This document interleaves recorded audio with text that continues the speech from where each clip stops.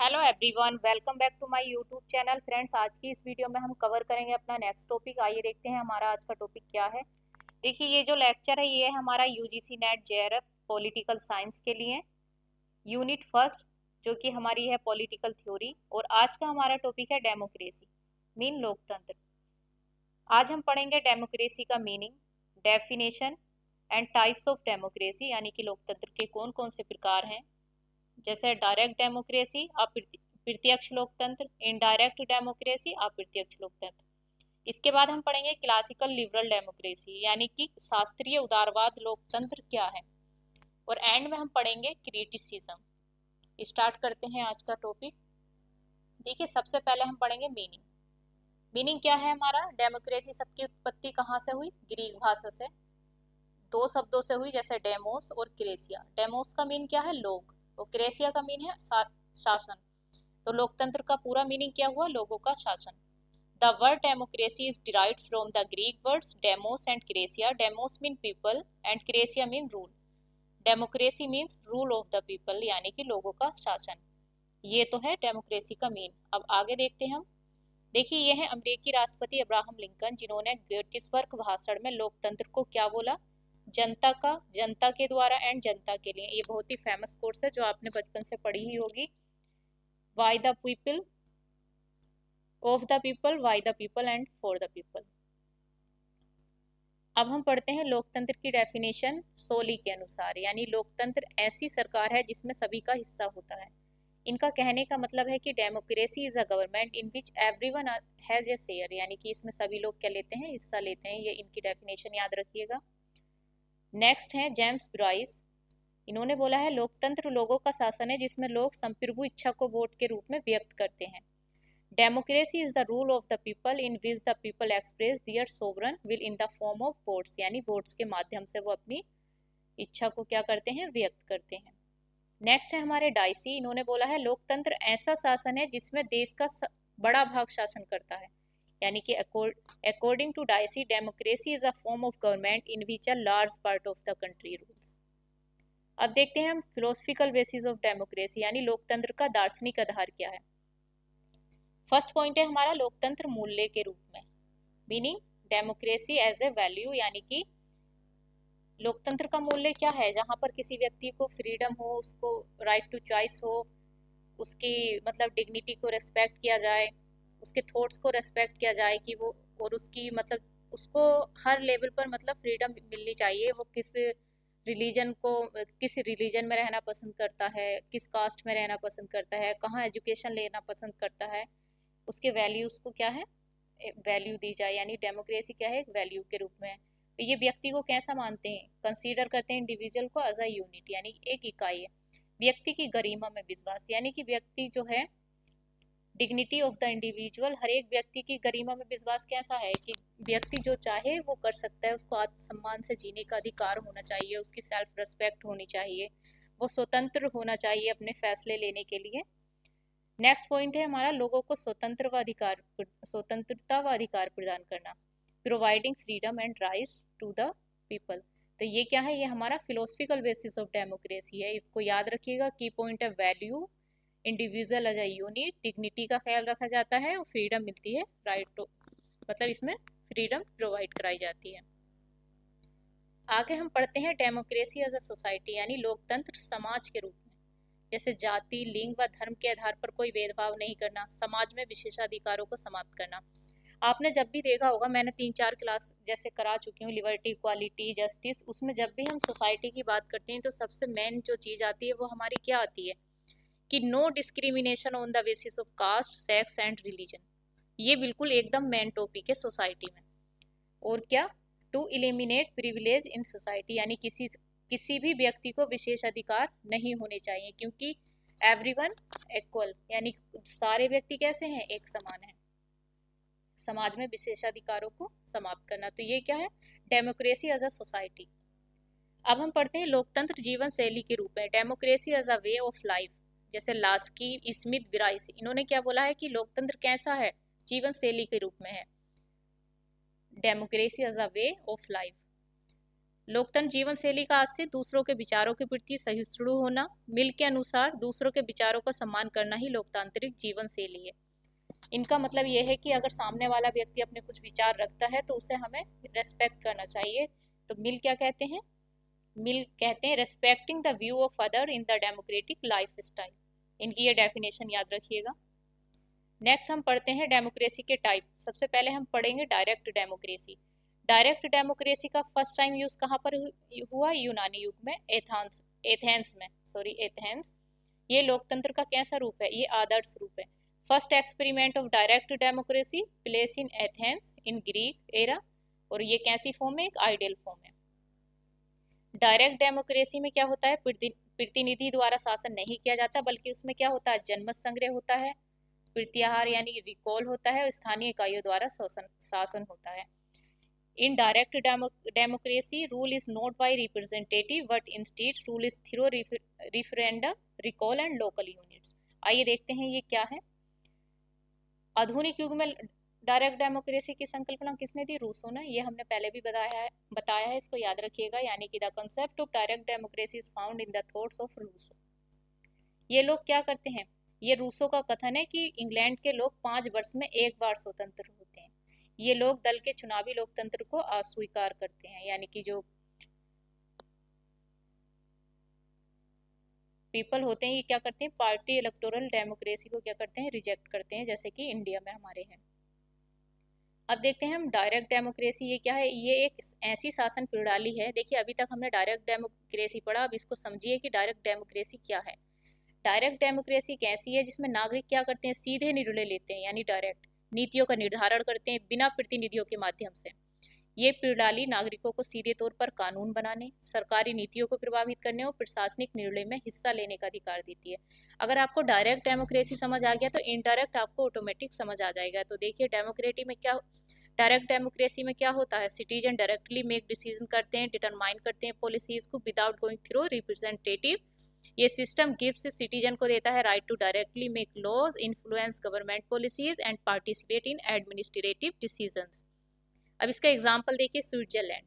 ये क्या है? डायरेक्ट डेमोक्रेसी का एक मेन उदाहरण है, यानी कि एग्जांपल है। वहाँ निम्नलिखित तरीके से सीधे लोकतंत्र में भाग लेते हैं। क्या करते हैं सिटीजन? देखिए सबसे पहले देखिए जनमत संग्रह, रिफरेंडम, यानी अगर किसी कानून का संविधान संशोधन को लागू करना है तो उस पर नागरिक क्या करेंगे? वोट कराया जाता है। जनमत संग्रह में नागरिक बहुमत से सहमत होते हैं तो वह कानून का संशोधन हो जाता है। क्या होता है?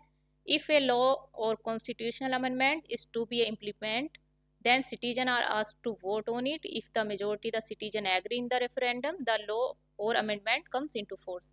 यानी क्या होगा? वहाँ पर अगर कोई कानून लाना है या संविधान में संशोधन करना है तो वहाँ पर डायरेक्ट जो वहाँ के सिटीजन होते हैं उनसे वोट कराया जाता है, और अगर वहाँ पर बहुत सारे मतलब बहुमत आ जाता है तो वो क्या होता है? एक लॉ बन जाता है, और या अगर कोई अमेंडमेंट है तो वो हो जाता है। तो ये क्या है? एक डायरेक्ट डेमोक्रेसी का एग्जाम्पल है स्विट्जरलैंड। अब देखते हैं इसका नेक्स्ट पॉइंट है जनपहल यानी इनिशिएटिव। नागरिक स्वयं कोई नया कानून प्रस्तावित कर सकते हैं। वहाँ के सिटीजन क्या कर सकते हैं? खुद से कोई लॉ बना सकते हैं। इसके लिए उन्हें एक निश्चित संख्या में हस्ताक्षर एकत्रित करने होंगे। अगर आवश्यक संख्या में हस्ताक्षर मिल जाते हैं तो ये क्या हो जाता है? ये कानून हो जाता है। यानी कि citizen themselves can propose a new law. For this they have to collect a certain number of signature. If the required number of signature are obtained, then a referendum is held on the purpose. इसमें भी यही है कि मतलब अगर उन्हें कोई new कानून बनाना है, लॉ लाना है, तो उन्हें क्या करना है? एक मतलब वहाँ पर कोई एक क्राइटेरिया हुआ कि इतने वहाँ पर साइन चाहिए और इतने लोगों के अगर वो हो जाते हैं तो वो कानून बन जाता है। नेक्स्ट पॉइंट है हमारा रिकॉल यानी कि लोक विवेक। स्विट्जरलैंड में क्या होता है? अगर नागरिक किसी निर्वाचित प्रतिनिधि से असंतुष्ट होते हैं, क्या होते हैं? डिससेटिस्फाइड होते हैं, तो वह उसे पद से हटाने के लिए जनमत संग्रह का आयोजन कर सकते हैं। इन प्रक्रियाओं के माध्यम से नागरिक क्या करता है? सीधे तौर पर अपने देश के प्रशासन और नीतियों को प्रभावित करते हैं। इस तरह डायरेक्ट डेमोक्रेसी में नागरिकों की भागीदारी और नियंत्रण अधिक होता है। अगर उन्हें कोई प्रतिनिधि पसंद नहीं आता है, वो डिससेटिस्फाइड होते हैं, तो क्या करते हैं? They can hold a referendum to remove his from office through this process. Citizen can directly influence and administrative policies, यानी कि वो अपने एडमिनिस्ट्रेशन और पॉलिसीज को क्या करते हैं? इन्फ्लुएंस करते हैं। In this way citizen have greater participation and control in direct democracy. तो ये था डायरेक्ट डेमोक्रेसी, आपको समझ आया होगा। स्विट्जरलैंड में है जैसे, वहाँ क्या करते हैं, नागरिक खुद से सब कुछ करते हैं, नोट अपने अपने रिप्रेजेंटेटिव के अनुसार नहीं करते। अगर उन्हें रिप्रेजेंटेटिव पसंद नहीं आता है तो उसके खिलाफ भी वो क्या करते हैं, वोटिंग करते हैं और उसे उसके ऑफिस से रिमूव कर देते हैं। अब हम पढ़ते हैं इनडायरेक्ट डेमोक्रेसी, अप्रत्यक्ष लोकतंत्र। ये एक ऐसी शासन प्रणाली है जिसमें शासन नागरिक अपने प्रतिनिधि का चुनाव करता है। डायरेक्ट में हमने पढ़ी वो प्रतिनिधि का नहीं करता, नागरिक खुद से सब कुछ करता है, वोटिंग करता है, कानून बना सकता है और संविधान में संशोधन कर सकता है। लेकिन अप्रत्यक्ष में हम क्या करते हैं, एक प्रतिनिधि का चुनाव करते हैं जो नागरिकों के लिए निर्णय लेते हैं, उनकी नीतियों का निर्धारण करते हैं। इस प्रणाली में क्या करते हैं, नागरिक सीधे निर्णय नहीं लेते बल्कि उनके द्वारा चुने गए प्रतिनिधि सरकार का संचालन करते हैं। Indirect democracy is a system of government in which citizens elect their representative who make decisions and formulate policies for them. In this system, citizens do not take decisions directly, but the representative elected by them run the government. अब इसका example क्या है, India. आपने देखा होगा यहाँ क्या होता है, इलेक्शन होता है। भारत में नागरिक हर 5 साल में अपने रिप्रेजेंटेटिव को इलेक्ट करते हैं। ये प्रतिनिधि कहाँ जाता है, लोकसभा और राज्यसभा में जाता है या विधानसभा में बैठकर कानून बनाता है और नीतियों का निर्धारण करता है। ये क्या है, डायरेक्ट डेमोक्रेसी है। यहाँ पर क्या करते हैं, नागरिक क्या करते हैं, सिटीजन इलेक्ट करते हैं अपने रिप्रेजेंटेटिव को 5 ईयर के लिए, और ये रिप्रेजेंटेटिव कहाँ बैठता है, पार्लियामेंट या लेजिस्लेटिव असेंबली में, और वहाँ पर बैठकर क्या करते हैं, लॉ एंड पॉलिसीज बनाते हैं। नेक्स्ट पॉइंट है इनडायरेक्ट डेमोक्रेसी का प्रतिनिधि सरकार। चुने गए प्रतिनिधि क्या करते हैं, सरकार और विधानसभाओं में जनता का प्रतिनिधित्व करते हैं। वह देश और राज्यों की नीतियों कानूनों को बनाते हैं और लागू करते हैं। रिप्रेजेंटेटिव गवर्नमेंट का मतलब यही है कि इलेक्टेड रिप्रेजेंटेटिव रिप्रेजेंट करते हैं पीपल को पार्लियामेंट एंड असेंबली में। जैसे आपने रिसेंटली देखा होगा इंडिया में इलेक्शन हुए हैं, सभी लोगों ने क्या किया, अपना अपना रिप्रेजेंटेटिव इलेक्ट किया है, और वो जो है इस टाइम पार्लियामेंट में वो पब्लिक के लिए न्यू पॉलिसीज बनाते हैं, implement the policies and law of the country and states. Next है हमारा स्थानीय शासन। स्थानीय स्तर पर भी पंचायत और नगर पालिकाओं के चुनाव होते हैं। स्थानीय स्तर मतलब गांव लेवल पर, ग्राम लेवल पर, जहां पर ग्राम पंचायत होती है। At the local level two election are held for panchayat and municipalities, जिसमें चुने गए प्रतिनिधि स्थानीय प्रशासन का संचालन करते हैं। इस प्रकार इनडायरेक्ट डेमोक्रेसी में नागरिक अपने चुने हुए प्रतिनिधि के माध्यम से शासन में भाग लेते हैं और अपने हितों की रक्षा करते हैं। सिंपल सा क्या है, डायरेक्ट में नागरिक अपना सब कुछ करते हैं, कानून बना सकते हैं, संविधान में संशोधन कर सकते हैं। और इनडायरेक्ट में नागरिक अपना एक रिप्रेजेंटेटिव को चुनते हैं जो कि उनके लिए पॉलिसीज बनाता है, कानून मतलब संविधान में संशोधन कर सकता है, और वो बैठते कहाँ पर है, लोकसभा, राज्यसभा या विधानसभा में बैठकर ये सब करते हैं। देखिए अब नेक्स्ट है हमारा शास्त्रीय उदारवाद लोकतंत्र, यानी कि क्लासिकल लिबरल डेमोक्रेसी।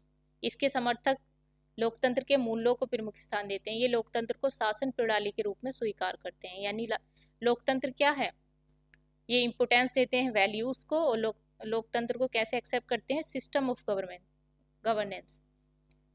लोकतांत्रिक शासन प्रणाली के अंतर्गत बहुमत का शासन, प्रतिनिधित्व, उत्तरदायी या सहमति पर आधारित शासन को स्वीकार करते हैं। उदारवादी क्या करते हैं, लिमिटेड शासन की बात करते हैं, यानी कि सीमित शासन की बात करते हैं। Under the democratic system of governance we accept majority rule, representation, accountability and consent based governance. ये लोकतंत्र को कैसे मानते हैं, जीवन शैली के रूप में भी मानते हैं। इनके अनुसार लोकतंत्र में सामान्य हित पर भी बल दिया जाता है, यानी according to them common interest in also emphasize in democracy. Classical liberal जो है वो कौन कौन है, लॉक एंड बेंथम, ये इसके सपोर्टर हैं। यानी कि क्लासिकल लिबरल डेमोक्रेसी जो है इसके सपोर्टर हैं लॉक एवं बेंथम। लॉक तो उदारवाद के पिता माने जाते हैं, लेकिन ये बेंथम जो है ये उपयोगितावाद के। The main theorist of classical liberal democracy are Locke and Bentham. Locke और बेंथम ने क्या बोला है, लोकतंत्र का अभिप्राय एक ऐसी शासन प्रणाली है जिसमें व्यक्ति को निरंकुश सत्ता से संरक्षित किया जाता है, यानी कि जो इंडिविजुअल है उसे प्रोटेक्ट किया जाता है ऑटोक्रेटिक पावर से। ये याद रखिएगा, लॉक एंड बेंथम ने बोला है। नेक्स्ट है हमारा मैकफरसन, इनकी रचना का नाम क्या है, the life and times of liberal democracy 1977। इसको इन्होंने क्या बोला है, एक कंजर्वेटिव मॉडल यानी संरक्षणात्मक मॉडल। तो ये याद रखिएगा, इनकी ये बुक है the life and times of liberal democracy. अब देखते हैं हम इसका क्रिटिसिज्म किसने किया है, क्लासिकल डेमोक्रेसी का क्रिटिसिज्म भी किया है। तो ये किया है, देखो सबसे पहले सार्टोरी, इन्होंने बोला है लोगों का स्वयं का शासन एक भ्रम है। इनके अनुसार लोकतंत्र एक ऐसी प्रक्रिया है जिसमें शासन सत्ता के लिए परस्पर प्रतिस्पर्धा होती है।